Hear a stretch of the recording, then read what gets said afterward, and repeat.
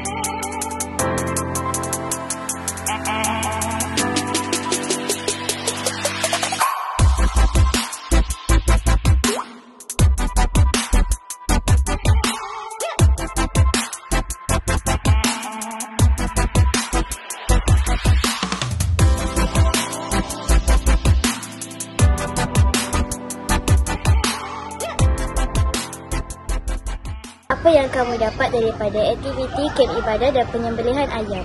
Yang pertama, saya dapat tahu cara sembelih ayam dengan betul. Dan yang kedua, saya dapat tahu cara proses ayam sebenar. Yang ketiga, saya dapat ilmu yang bermanfaat.